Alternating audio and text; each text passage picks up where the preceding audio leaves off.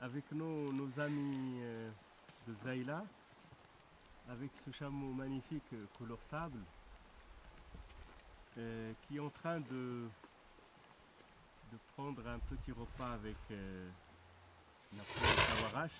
Oh, voilà. Hein.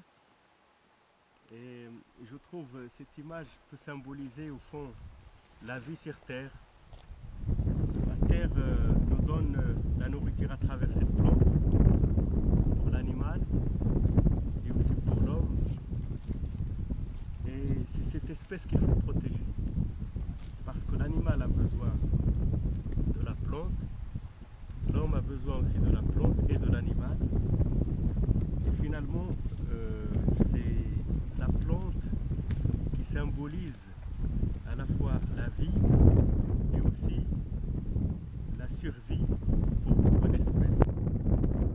Et dans le projet Zaïla, on essaye d'abord de protéger ce qui sort de la terre.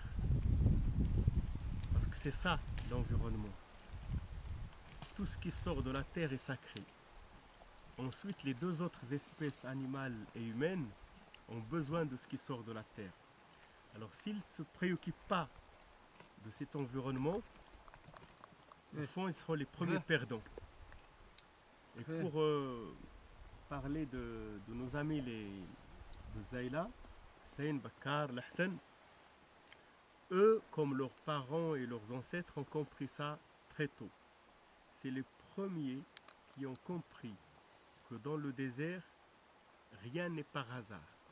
Tout ce qui pousse a une utilité, à la fois pour eux, mais pour d'autres espèces.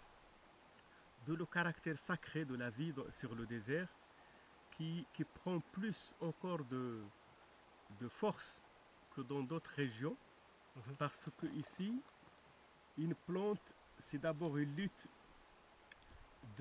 parfois de siècles pour arriver à être dans cet état et à nourrir les autres. Et quand un humain ou un engin l'écrase, c'est un sacrilège. Le chameau aussi s'en sert, mais avec beaucoup de parcimonie. Le chameau, c'est la seule bête qui n'abîme rien dans le désert et qui presque, j'allais dire, les fleurs. C'est pour cela qu'on parle de Zaïla. Les traces de chameau sont toujours furtives. Hein? Voilà, il a bien mangé, c'est bien. Hein?